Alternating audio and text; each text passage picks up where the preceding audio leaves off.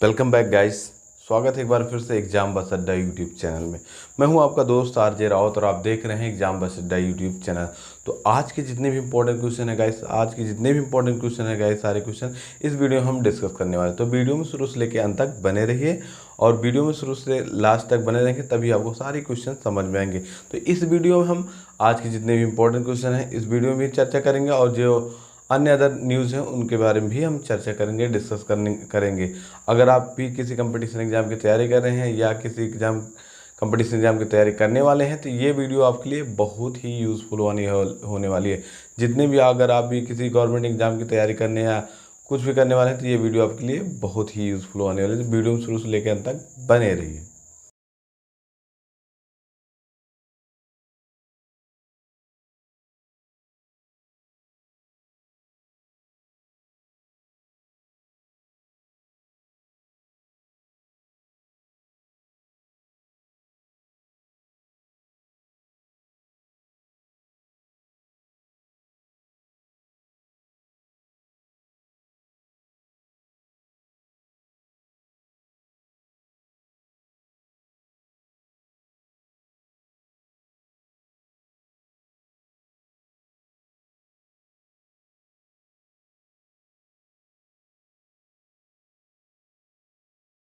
Question है guys 16 सितंबर 2023 का आज का पहला क्वेश्चन है। 16 सितंबर 2023 आज जितने भी क्वेश्चन सारे इंपॉर्टेंट बहुत इंपॉर्टेंट हैं, लेटेस्ट हैं और अदर न्यूज़ के बारे में भी हम चर्चा करने वाले हैं। तुम्हारा पहला क्वेश्चन है, हाल ही में किस राज्य सरकार ने राज्य की पहली सेवा क्षेत्र नीति को मंजूरी दी है? तो एक बार फिर से, हाल ही में किस राज्य सरकार ने राज्य की पहली सेवा क्षेत्र नीति को मंजूरी दी है? तो आंसर हो जाएगा हमारा ऑप्शन नंबर ए, उत्तराखंड। कहाँ हो जाएगा? तो उत्तराखंड ने मंजूरी दी है। अगर हम थोड़ी सी चर्चा कर लेते हैं इसके बारे में गाइस, उत्तराखंड सरकार ने, एक बार फिर से उत्तराखंड, पहला पॉइंट हमारा, उत्तराखंड सरकार ने सेवा क्षेत्र के लिए नई नीति को मंजूरी दे दी है। एक अधिकारी ने बताया कि इस नीति के जरिए उत्तराखंड में 20 लाख रोजगार अवसर पैदा करने और 10 लाख श्रमिकों को कौशल विकास को सुविधाजनक बनाने का लक्ष्य रखा गया है। राज्य के मुख्य सचिव सुखबीर सिंह संधू ने कहा है कि इस नीति में स्वास्थ्य, शिक्षा, आतिथ्य कल्याण, IT, डेटा सेंटर, खेल और फिल्म उद्योग को शामिल किया गया है। इससे याद रहे उत्तराखंड में इतना चीज़ का किया गया है। आंसर याद रहेगा इस उत्तराखंड। तो हाल ही में किस राज्य सरकार ने राज्य की पहली सेवा क्षेत्र नीति को मंजूरी दी है? तो उत्तराखंड सरकार ने दी है गाइस। अब हम बात कर लेते हैं आज के अदर इंपॉर्टेंट न्यूज़ के बारे में। तो सारे क्वेश्चन बहुत इंपॉर्टेंट है। अगला आज का पहला है, किस राज्य सरकार ने मध्य क्षेत्रीय परिषद की अस्थायी समिति की 15वीं बैठक का आयोजन किया है? तो उत्तराखंड ने ही किया है। अगला है, किस राज्य में एशिया के सबसे बड़े 4 मीटर टेलीस्कोप का उद्घाटन किया गया? तो उत्तराखंड में ही किया गया है। अगला क्वेश्चन है, ल्यूमिनियस ने किस राज्य में भारत की पहली हरित और सौर पैनल फैक्ट्री का निर्माण करने की घोषणा की है? तो वो भी उत्तराखंड में की गई है गाइस। याद रहे सारा कुछ उत्तराखंड में किया गया है। अगर हम बात कर लेते हैं तो भारत मालदीव के बीच कहाँ पर संयुक्त सैन्य अभ्यास एक्वेरिन आयोजित किया है? तो आंसर हो जाएगा उत्तराखंड में ही किया है गाइस। तो ये थी उत्तराखंड की बात। अब बात करते हैं अगले क्वेश्चन की और आज के जितने भी क्वेश्चन गाइस सारे क्वेश्चन बहुत इंपॉर्टेंट हैं और सबसे महत्वपूर्ण हैं। तो अगला क्वेश्चन है, गोपाल बागले किस देश में भारत के उच्चायुक्त के रूप में नियुक्त किया गया है? एक बार फिर से पढ़ने का प्रयास करते हैं। गोपाल बागले, एक बार आंसर हो जाएगा हमारा गोपाल बागले गाइस।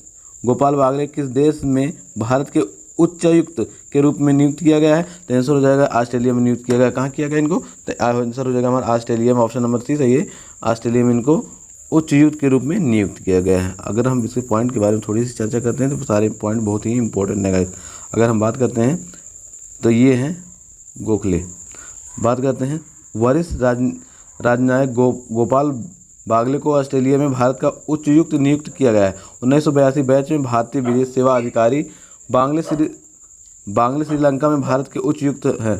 विदेश मंत्रालय के एक बयान में कहा गया है कि वर्तमान में श्रीलंका में भारत के उच्चायुक्त गोपाल बागले को ऑस्ट्रेलिया में भारत के अगले उच्चायुक्त के रूप में नियुक्त किया गया है। बागले ऑस्ट्रेलिया में भारतीय उच्चायुक्त के रूप में मनप्रीत ओहर का स्थान लेने गए हैं। किसका लेने गए? मनप्रीत ओहर का स्थान लेने गए हैं। अगर हम बात कर लेते हैं अदर इंपॉर्टेंट न्यूज़ के बारे में तो आज की जितनी भी अदर इंपॉर्टेंट न्यूज़ है गाइस सारे लेटेस्ट और अपडेट हैं।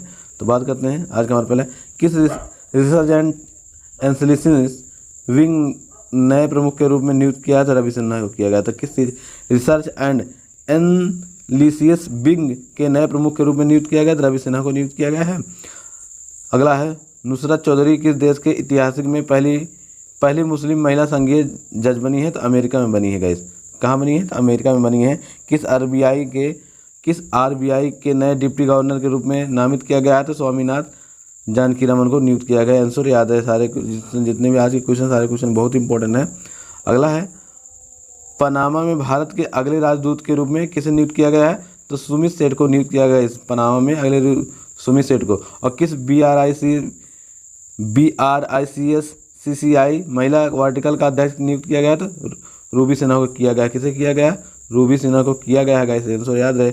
आज की जितनी भी अदर इंपॉर्टेंट न्यूज़ है सारे क्वेश्चन बहुत ही इंपॉर्टेंट है। अगला क्वेश्चन है हमारा आज के जितने भी क्वेश्चन गाइस सारे क्वेश्चन। अगला क्वेश्चन है हाल ही में सबसे तेज 150 ODI विकेट लेने वाले भारत के स्पिनर कौन बने हैं तो आंसर हो जाएगा हमारा कुलदीप यादव बने। ऑप्शन नंबर सी सही है। कौन बनेगा इस तो कुलदीप यादव बने हैं।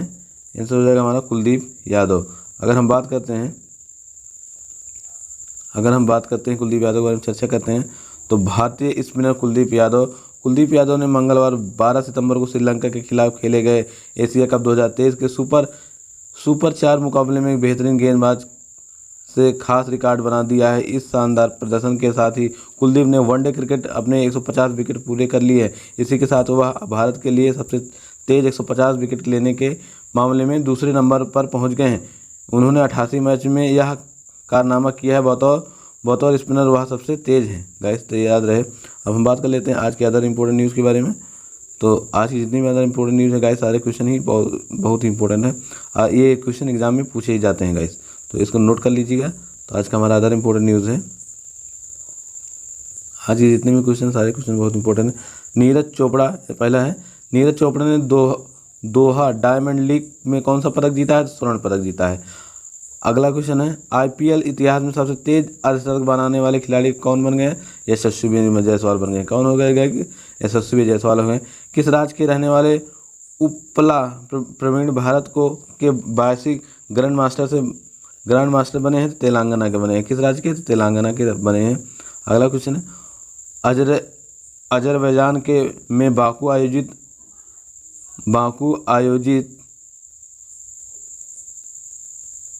आयोजित ISSF विश्व कप 2023 में भारत 4 पदक जीतकर कौन से स्थान पर आया है तो दूसरे स्थान पे आया है गाइस। आंसर याद रहे। चलते हैं अगले क्वेश्चन। आज के जितने भी क्वेश्चन सारे क्वेश्चन बहुत इंपॉर्टेंट है गाइस तो रिपीट करते रहिए। अगला क्वेश्चन हमारा है आज की जितने भी सारे क्वेश्चन बहुत इंपॉर्टेंट। किस राज्य में महापाषाण काल की डोमेट साइट पर प्राचीन टेराकोट मूर्तियाँ मिली हैं तो कहाँ मिली हैं टेराकोट मूर्तियाँ तो कर्नाटक में मिली है गाइस। कहाँ मिली गई कर्नाटक में मिली हैं। किस राज्य में पूछा जाता है तो किस राज्य में महापाषाण काल की डोमेन साइट पर प्राचीन टेराकोट मूर्तियाँ मिली हैं तो कर्नाटक में मिली है। ऑप्शन नंबर सी सही हो जाएगा हमारा कर्नाटक है हो जाएगा आंसर गाइस। आंसर याद रहे कर्नाटक हो जाएगा। दक्षिण कन्नड़ जिले के मूडबिद्रे में प्रसिद्ध जैन केंद्र के पास मुदुक्कुनोजे मेंगलिया डोलमेट साइट में हाल ही में पुरातात्विक अन्वेषण के दौरान हड्डी और लोहे के टुकड़े के साथ संरक्षण के विभिन्न चरणों में अद्वितीय टेराकोट मूर्तियां पाई गई हैं तो याद रहे। अगर हम बात करते हैं अदर इंपॉर्टेंट न्यूज़ के बारे में तो आज के अदर इंपॉर्टेंट न्यूज़ सारे ही लेटेस्ट और नए हैं गाइस। तो आज का अदना है सतत विकास लक्ष्यों की दिशा में प्रगति को ट्रेन करने वाला पहला भारतीय शहर कौन बना है तो भोपाल बन जाएगा गाइस। कौन बना है भारतीय शहर भोपाल है। किस राज्य सरकार अगला क्वेश्चन है किस राज्य मंत्री द्वारा कान अंतर्राष्ट्रीय फिल्म महोत्सव में भारतीय प्रतिनिधि मंडल का नेतृत्व किया है तो डॉक्टर एल मुरुगन ने किया गया। भारत के किस राज्य में भारत के सबसे बड़ा स्काई वॉक पुल को उद्घाटन किया गया तो तमिलनाडु में किया गया है। आज के जितने भी इंपॉर्टेंट क्वेश्चन हैं सारे क्वेश्चन बहुत इंपॉर्टेंट है। अगला क्वेश्चन किस कंपनी ने सेफ्टी इनोवेशन अवार्ड 2023 जीता है तो आंसर हो जाएगा रिट्स लिमिटेड ने जीता। ऑप्शन नंबर हो जाएगा रिट्स लिमिटेड ने जीता है गाइस। अगले क्वेश्चन की ओर बढ़ते हैं। आज के जितने भी क्वेश्चन सारे क्वेश्चन बहुत इंपॉर्टेंट है। अगला इंडोनेशिया बैडमिंटन मास्टर में पुरुष वर्ग का एकल खिताब किसने जीता है तो आंसर हो जाएगा किसने जीता है गाइस। आंसर हो जाएगा हमारा किरण जार्ज ने जीता है गाइस। किसने जीता है किरण जार्ज ने। उत्तर प्रदेश में किसे हराकर 13वीं हॉकी इंडियन सब जूनियर पुरुष राष्ट्रीय चैंपियनशिप 2023 जीती है? तो उड़ीसा। कौन जीता है? उड़ीसा।